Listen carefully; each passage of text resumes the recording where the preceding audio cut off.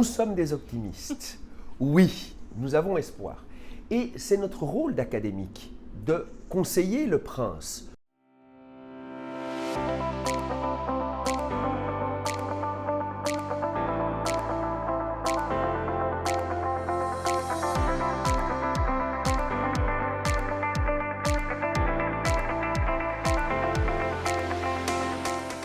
Ce qui nous a marqué dans ce projet, c'est que, bien entendu, l'Union européenne s'est très tôt rendu compte de cette crise de l'état de droit dans certains États membres. Et elle a mis en place un certain nombre de politiques au moyen de différents instruments, des instruments vraiment d'essence politique, les instruments judiciaires et des instruments qu'on a appelés techno-managériaux et économiques, qui sont moins bien connus finalement des juristes. Et c'est surtout sur ces instruments moins bien connus, ces OJNI, ces objets juridiques non identifiés, sur lesquels nous nous sommes penchés pour essayer de bien en comprendre les tenants et aboutissants. I think it's a very important project. As I said before, rule of law has become a major point of public policy in European Union law, but so far the approach was mostly judicial and political and judicial. And so it lacked a bit in teeth. There was a lack of effectiveness in the EU rule of law enforcement. And the techno-managerial approach, as they call it, which mostly includes conditionality, budget conditionality, so it uses money as leverage for enforcing rule of law.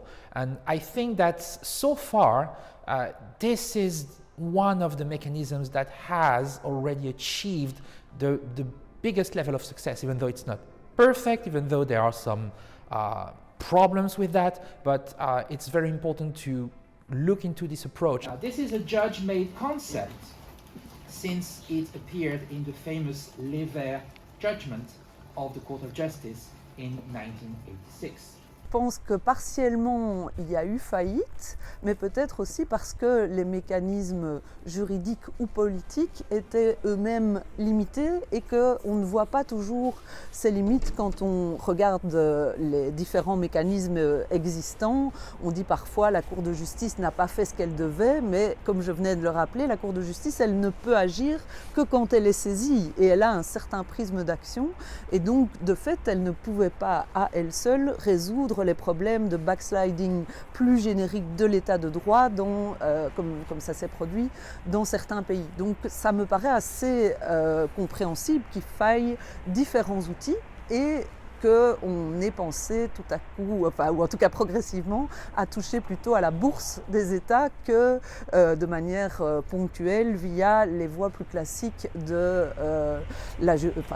l'approche juridictionnelle ou de l'approche politique qui là était pour le coup vraiment bloquée depuis un certain temps par rapport aux pays qu'on souhaitait viser. Donc je pense qu'il s'agit peut-être plutôt d'une complémentarité, mais d'une complémentarité qui pose une série de questions parce qu'évidemment en allant plus vers cette approche techno-managériale, ça pose des questions sur l'évolution de la notion d'état de droit qui est visée et sur le fait que tous les aspects liés à l'état de droit ne pourront peut-être pas être pris en compte ou ne le seront pas via ces différentes approches. Donc ça, je crois que c'est un enjeu qui est dans le projet Mes droits de Arno van Wijnenberg et Rolla et qu'on retrouve comme sous forme de questions. Et ça, évidemment, c'est un élément qui devra être réfléchi par les académiques notamment.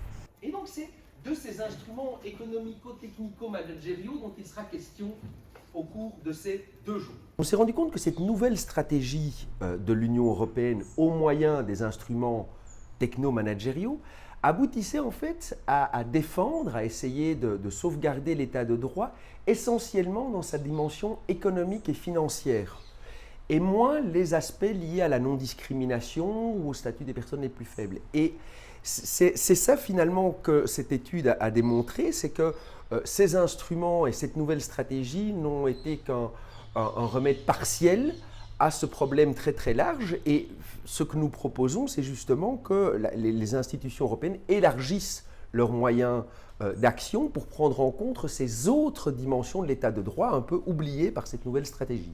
Techno-managerial approach is very characteristic of how the European Union works. It mostly works in a techno-managerial way. So in a way, it tries to reconcile protection of values with a central aspect of the way the European Union works, which is by technical and technocratic and administrative enforcement. So I think it's very important to address that.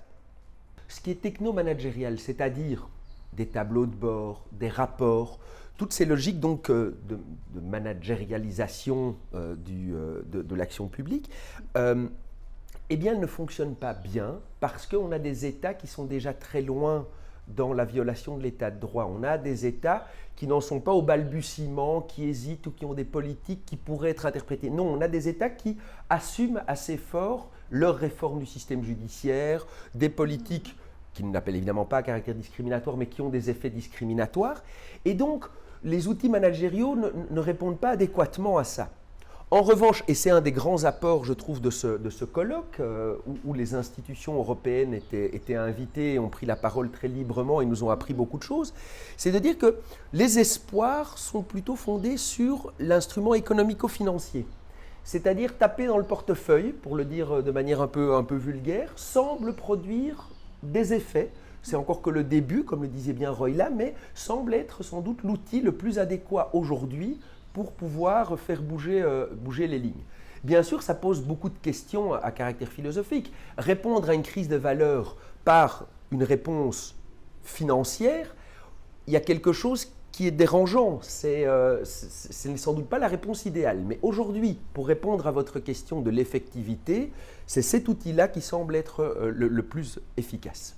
Here, I will start with Hungary, and what is challenging here is that within the infringement proceedings, we have different rule of law dimensions that are protected, like legal certainty and equality before the law. C'était une des approches en fait défendues aujourd'hui par les participants. C'était en fait comment aller plus loin, comment atténuer le déficit démocratique si on fait qu'il y a cette conditionnalité du budget à l'état de droit budget. Et donc finalement, comment renforcer la démocratie au sein de l'espace public européen? Il nous faut peut-être aller plus loin et peut-être en fait prendre en considération tous les aspects qui sont constitutifs de l'état de droit.